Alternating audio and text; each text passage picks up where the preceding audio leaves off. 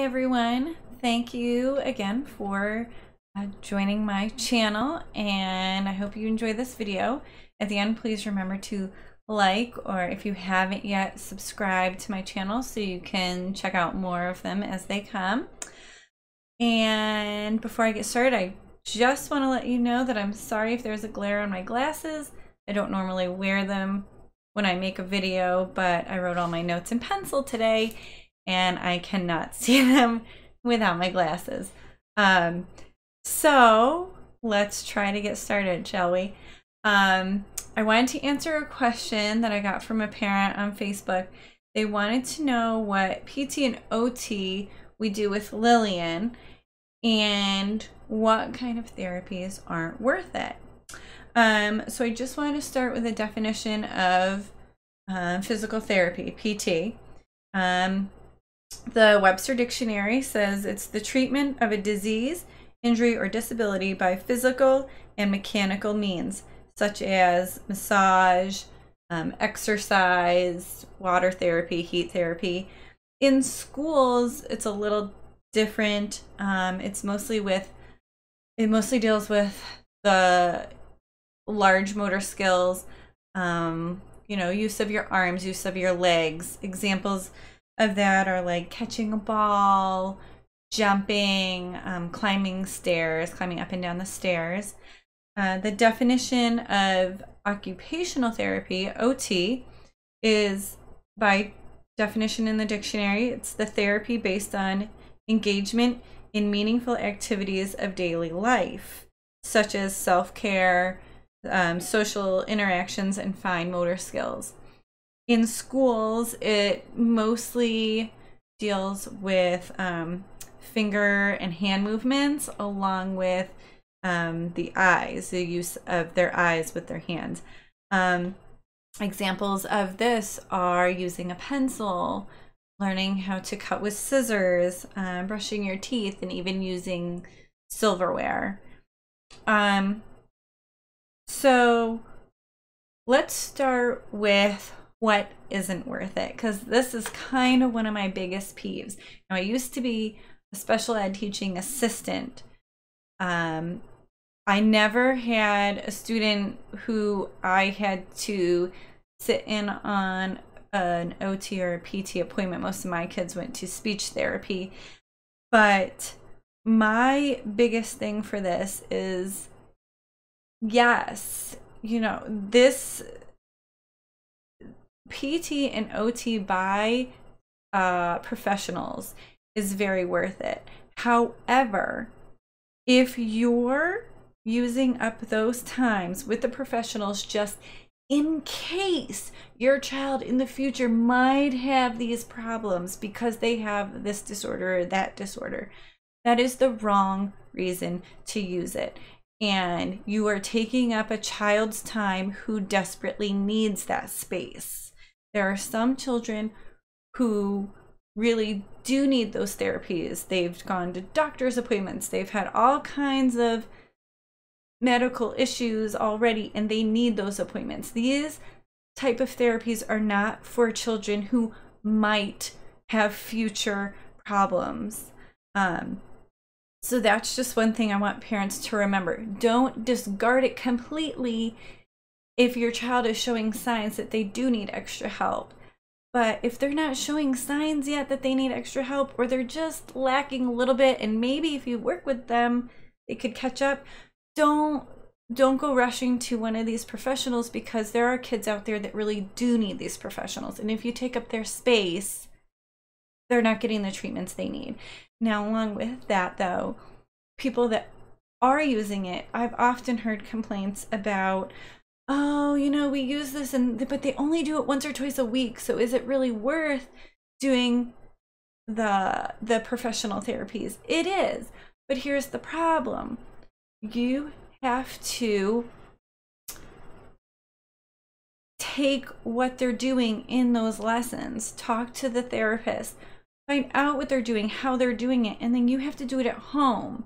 So they're getting then OT and PT every day instead of only when the therapist comes to see them. That is a huge peeve of mine, is that people think that they only need to do it when the therapist is there, and then the rest of the time, nothing happens. It's not going to work if you don't continue it for them. Okay, so on from that, what OT and PT do we do with Lillian? We don't do any professional therapists with her. But we do other things that to me are typical things that any child can do. In fact, the list I'm about to give you of the things that we have done or we are doing are things that I've already done with my older daughter, who is typical. I just think things like this make for a better, well-rounded person anyway. And yes, there are things that will benefit her and we'll work on a little bit more with her in areas. But to me, it's just typical everyday, child stuff that any child should be doing. At 5 weeks of age until about age 2, we did a library play group. We went to our library. The librarian reads a couple of stories. They sing songs. They do some hand motions. And then there's a socialization hour with all the kids. So things she learned there was sitting up, because she had to sit up in my lap and pay attention to the story. So attention skills, socialization. It was a great start for that. And then she also can just look around and see how are all the other babies and children acting and interacting. At 1 year old, we started play dates at our house and at other people's houses, again with socialization. This way she's learning how to behave appropriately in interacting with these other kids, because she can learn from watching what they do. At about 1 year old, we also started music class at a local place downtown. And with that one, it's like a mommy and me group. There's like 10 or less kids, and they learned following directions. They learned small and large motor skills depending on movements for the songs. And they even learned memorization, because it's often the same songs each week. And they just loved it. Both my kids loved it. At 18 months, we started gymnastics. My older daughter did gymnastics just because it was a fun thing, and some of my nieces and nephew were doing it, and she loved it. With Lillian, we started it because it was when my older daughter did it, and it was a great experience, but also because gymnastics helps a great deal with balance and coordination and arm strength, and even learning to take turns, because she would have to sit and wait until her name was called to take her turn on whatever activity they were doing. So lots of great skills learned there.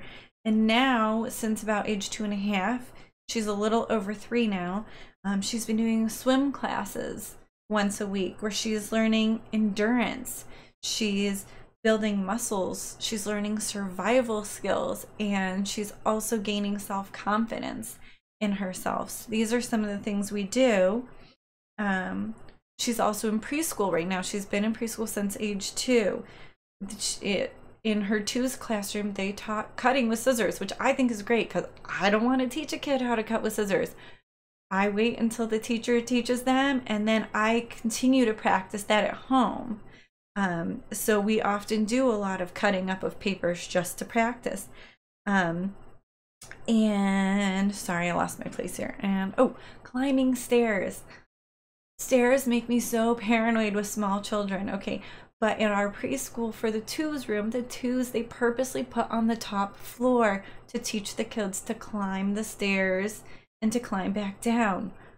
Best thing ever, okay? Because then I don't have to be pulling out my hair and holding my breath, hoping that she doesn't fall down, because she's doing it completely by herself in line with all these other kids. But she's doing it because the other kids are doing it.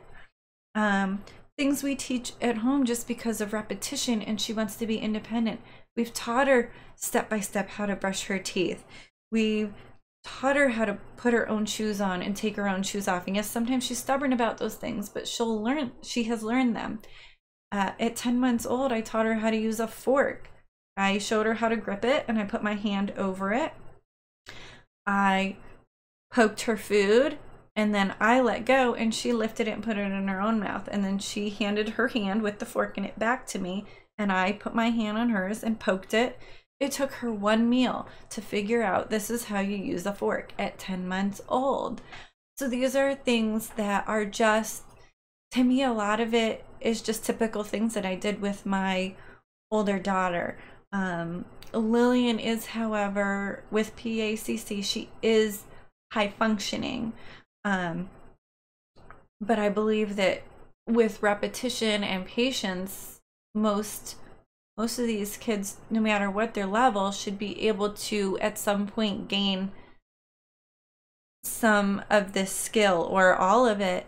And like I said at the beginning, the professional therapies are more for children who are struggling, who do need the extra help. And to me, so far, Lillian, at times, yes, she's a little slower on some things, but she's not struggling to the point where I feel she needs professional help. It's just me, my husband, and my older daughter continuing to help her to practice it over and over again until she can get it. And sorry, I'm looking down again.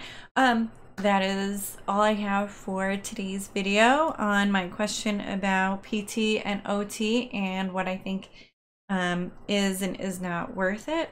I hope you enjoyed this video and keep watching for more great videos to come. And remember, this disorder does not define you. You can define this disorder.